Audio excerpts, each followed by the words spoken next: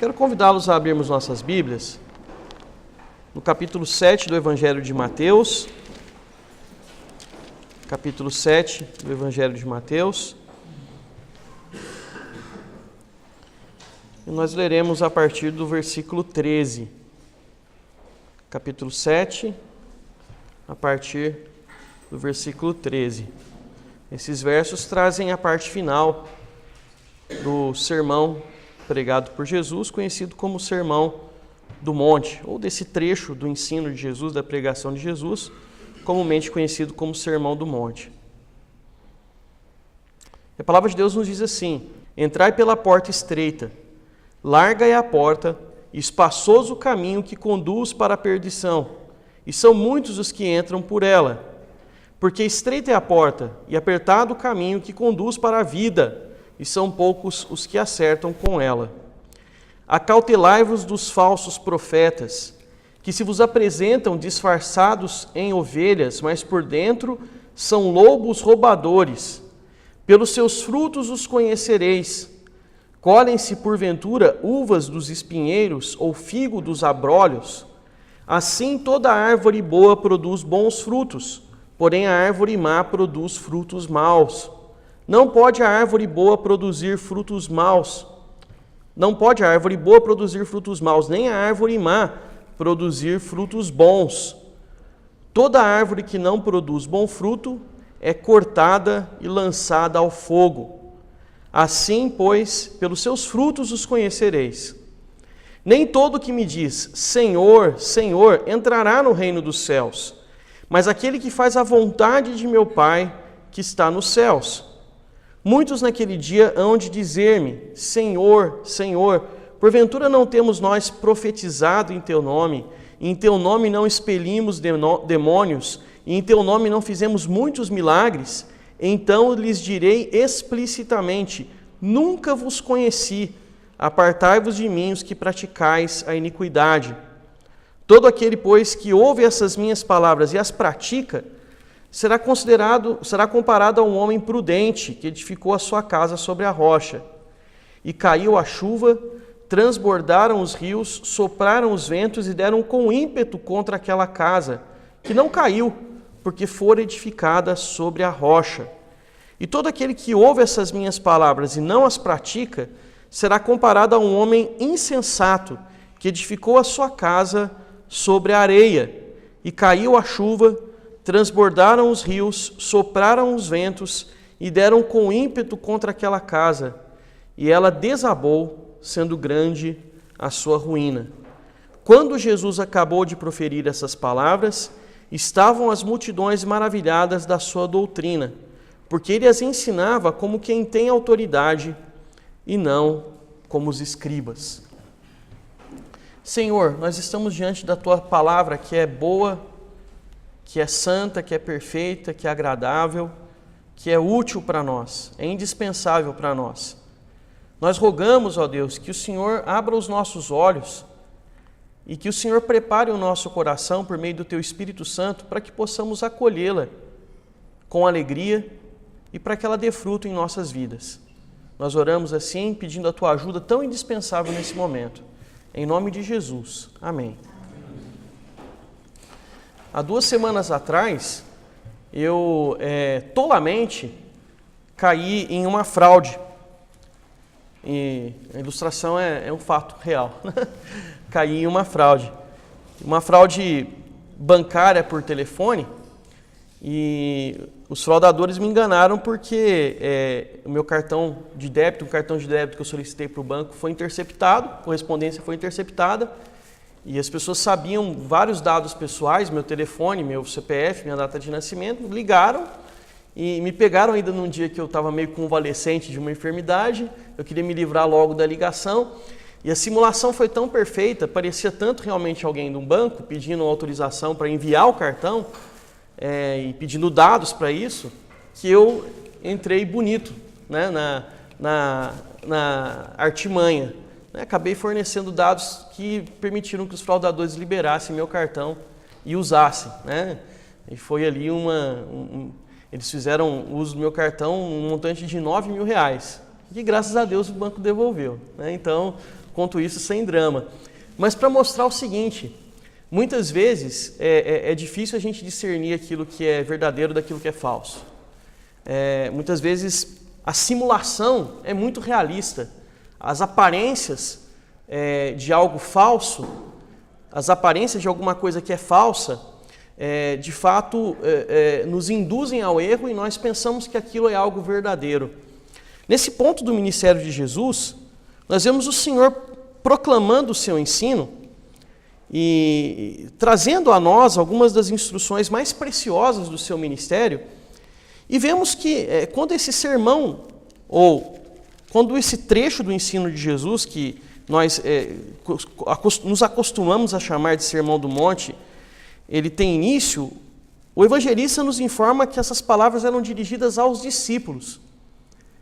Mas o trecho termina, como nós lemos aqui no final, dizendo que as multidões estavam maravilhadas pelo ensino de Jesus. E de fato, Jesus agregou muita gente em torno de si durante o seu tempo de ministério, durante o tempo em que ele fez as coisas que fez e ensinou as coisas que ensinou. Porém, a pergunta fica, né? Quem era verdadeiro e quem era falso? Quem de fato seguia Jesus com sinceridade e com discernimento? Quem simplesmente estava impressionado por as coisas que eram feitas, pelas palavras ditas, mas realmente não assumia um compromisso verdadeiro com o Senhor? E a pergunta continua. Em nossas igrejas, será que todas as pessoas realmente têm seguido a Jesus a partir de um compromisso real de vida? Ou simplesmente estão orbitando em torno da fé? Será que as pessoas, as pregações que têm sido apresentadas para nós, as proclamações, as igrejas que se multiplicam, estão anunciando o evangelho verdadeiro, ou simplesmente um simulacro que procura tão somente enganar as pessoas, que procura simplesmente induzir as pessoas a um erro e de alguma maneira explorar sua religiosidade? E a gente poderia multiplicar perguntas nesse sentido, e talvez a mais essencial delas seja: o meu compromisso com Jesus é verdadeiro ou é falso? Talvez seja a pergunta mais fundamental que nós temos que fazer, a começar realmente de cada um de nós. E eu creio que esse trecho aqui, esse trecho do Sermão do Monte, meus irmãos, ele nos ajuda a discernir entre o verdadeiro e o falso discípulo, entre as pessoas que realmente seguem a Jesus pelas motivações corretas, com as posturas corretas, apresentando algo que é verdadeiro, algo que é legítimo no tocante ao seu compromisso com Jesus, e as pessoas que, como o próprio Senhor Jesus diz aqui, são lobos disfarçados de ovelhas, árvores más que não produzem um bom fruto, e pessoas que estão se auto-enganando e enganando a outros. Jesus nos ajuda a discernir entre uma coisa e outra. E eu creio que aqui nós vemos 4 atitudes que caracterizam um discípulo verdadeiro. Eu vou tentar ser bem objetivo na apresentação delas. A primeira é apresentada a nós por meio podemos chamar de parábola ou do ensino de Jesus a respeito dos 2 caminhos bastante conhecidos. Jesus convida seus discípulos a entrarem pela porta estreita, a trilharem o caminho difícil, o caminho apertado, desafiador. É por esse que entram aqueles que são salvos, enquanto aqueles que vão para a perdição entram por uma porta espaçosa, por um caminho largo, e esse conduz de fato para a perdição eterna. A primeira evidência, ou a primeira atitude demonstrada por um discípulo verdadeiro é a persistência. A persistência no tocante a seguir a Jesus. A salvação nos é oferecida de graça. A salvação é proporcionada por Cristo. Mas isso não significa de forma alguma que ela é fácil para nós. A graça do Senhor Jesus não é uma graça barata, é uma graça que custou caro. E ela implica em uma forma de vida que não é uma forma de vida nem atrativa, nem glamourosa, nem de forma alguma uma vida leviana, mas é um chamado para uma vida desafiadora, cheia de tribulações, cheia de dificuldades e cheia de desafios. Cabe ao crente persistir até o fim. Cabe ao verdadeiro discípulo perseverar nesse caminho que é difícil, Engana-se aqueles que pensam que o convite a seguir a Jesus é o convite para uma vida tranquila, uma vida sem aborrecimentos ou problemas. Eu me lembro no início do meu ministério, uma pessoa começando na fé, que apresentou esse dilema para mim. Pastor, parece que depois que eu aceitei a Jesus, os problemas na minha vida só se multiplicaram. As coisas só se tornaram mais difíceis. E eu respondi para a pessoa, o que você esperava? É exatamente isso, esse é o ponto. O nosso chamado é um chamado para uma vida desafiadora, é um chamado para uma vida difícil. E eu nem estou pensando aqui, nem quero que levar você a pensar na dissimulação e no engano proferido pela teologia da prosperidade, que promete uma série de benesses para as pessoas que aderem a determinadas igrejas. Não é esse o ponto. O ponto é que nós temos uma tendência a pensar que por sermos crentes, Deus de alguma maneira está em débito conosco, o que é uma grande falácia. Deus não nos deve nada. Nós não nos perguntamos, nós não perguntamos a nós mesmos quando as coisas estão bem, quando a gente tem saúde, quando a nossa família está em paz, quando nós passamos por momentos bons. Por que Deus está fazendo isso? A gente não faz essa pergunta, né? E ela é absolutamente pertinente. Porque se somos pecadores, o que deveríamos esperar? O que deveríamos esperar? Por que Deus deve alguma coisa para nós? Deus não nos deve nada. A pergunta, Senhor, por que o Senhor está fazendo isso comigo? Caberia nesse contexto, e não no contexto de dificuldades ou problemas. No contexto de dificuldades e problemas, nós estamos recebendo exatamente o que merecemos. A palavra é dura, mas é verdadeira. Do ponto de vista bíblico, é absolutamente verdadeira. E quando a gente olha para a realidade do Novo Testamento, a gente vê Jesus desafiando os seus seguidores o tempo todo. Você quer vir após mim? Tome a sua cruz e siga-me. Quer vir após mim? Negue-se a si mesmo. Quer vir após mim? O Filho do Homem não tem onde reclinar a cabeça. As raposas têm seus covis, as árvores têm seus ninhos, mas o Filho do Homem não tem onde reclinar a cabeça. Se você não está disposto a abrir mão de tudo para me seguir, não serve para ser meu discípulo. Portanto, o chamado é um chamado para o desafio. E a gente tem que estar consciente disso. E saber que vida cristã tem tudo a ver com perseverança e persistência. Portanto, essa é a primeira marca do discípulo verdadeiro. Ele persiste. Ele persiste. Aliás, o Senhor Jesus ilustra uma pessoa que não é solo bom, onde a semente frutifica, como aquela pessoa que tem o seu coração semelhante a um terreno rochoso. A semente cai, em virtude dos desafios, dos problemas, da dificuldade, ela não gera fruto, não vinga. Então, primeira marca, persistência. Segunda marca de um verdadeiro discípulo, coerência.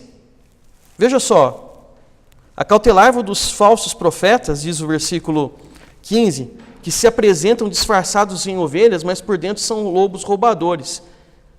Pelos seus frutos os conhecereis. Colhem-se, porventura, uvas dos espinhos ou figos dos abrolhos? Assim toda árvore boa produz bons frutos, porém a árvore má produz frutos maus. O Senhor Jesus está dizendo para nós, a natureza é coerente. Uma macieira produzirá maçãs. Um pé de limão produzirá limões. E você pode esperar o fruto certo da árvore certa, enquanto o ser humano, ele é mestre em dissimulações. A palavra é dirigida primeiramente a pessoas que se apresentam como líderes na igreja. Elas muitas vezes fazem isso simplesmente para tirar proveito dos crentes, para tirar proveito das ovelhas. São lobos disfarçados de ovelhas, que se apresentam simplesmente para assaltar. E, eventualmente, essas pessoas serão desmascaradas, diz o Senhor Jesus. Elas serão traídas pela sua falta de coerência. Mas eu creio que o ensino se aplica às pessoas em geral. Veja, A palavra de Deus em nenhum momento demanda de nós perfeição ou integridade absoluta do ponto de vista moral, das coisas que fazemos, do modo como agimos. Somos pecadores. E estamos presos a essa triste realidade até o Senhor Jesus voltar para a nossa plena salvação, para sermos revestidos de glória. Até lá, pecaremos. Porém, nós temos que ser coerentes. Há um estilo de vida a ser abandonado e um estilo de vida a ser abraçado. O fruto tem que ser produzido. Que fruto? O Senhor Jesus já disse para nós qual fruto ao longo do Sermão do Monte. Nós temos que viver uma vida marcada pelo amor, marcada pela verdade, marcada pela integridade de caráter. Não perfeição, mas coerência. Isso se espera do discípulo. E os outros dois aspectos aqui que eu vou apenas pontuar para os irmãos, para a gente poder também ter um tempo de oração, dizem respeito, em primeiro lugar, a convivência, para continuar na rima, né? Convivência. Veja, há muitos que vão exclamar naquele dia, diz o Senhor Jesus, que Jesus era Senhor deles. Senhor, Senhor. Vão apresentar uma lista de realizações para Jesus. Porém, Jesus vai dizer para eles, afastai-vos de mim, vós os que praticais a iniquidade, porque nunca vos conheci. Vida cristã é relacionamento com Deus. Vida cristã é intimidade com Cristo Jesus. A expressão conheci aqui diz respeito àquela intimidade que existe entre marido e mulher. Ela é usada na Bíblia muitas vezes nesse sentido. Portanto, é impossível nós, de fato, nos acharmos como cristãos verdadeiros e discípulos verdadeiros de Jesus se não o conhecemos, se não convivemos com Ele, se não temos intimidade com Ele. Isso é algo a ser buscado pelo crente. E é algo que o simulador vai rejeitar por completo. Quem está nessa só por uma questão de simulação, não quer intimidade com Deus, não quer conhecê-lo por meio da sua palavra, conhecer a sua vontade, como diz o Senhor Jesus aqui. Aqueles que fazem a minha vontade, aqueles que são meus. Isso nos leva ao último aspecto aqui do ensino de Jesus. Persistência, coerência, convivência e obediência. O verdadeiro crente, o verdadeiro cristão, discípulo de Jesus, faz a vontade dele. Faz a vontade dele. A forma como Jesus termina o Sermão do Monte, apontando para casa construída na rocha, a casa construída na areia, é uma história muito elucidativa e impactante para discernir entre aquele que ouve as palavras de Jesus e as pratica. E aquele que simplesmente ouve, está sempre por ali, está girando em torno da fé, gosta das coisas da religião, mas apesar de ouvir sempre, não põe em prática. É a caricatura do fariseu, do escriba, do falso religioso. Portanto, vida autêntica com Cristo tem a ver com, de fato, evidenciarmos, apresentarmos em nossas vidas certas marcas. Esse final do Sermão do Monte aponta essas marcas para nós. Vida com Cristo é vida de persistência, é vida de coerência, vida de convivência e vida de obediência. Que Deus nos ajude e pela sua graça nos capacite a vivermos assim. Que as pessoas assim possam divisar em nós, discípulos verdadeiros de Jesus, sal da terra e luz do mundo. Longe de sermos perfeitos, mas coerentes, que vivem próximos de Cristo, que buscam persistir num caminho difícil e que fazem a sua vontade. Que assim Deus nos abençoe. Amém?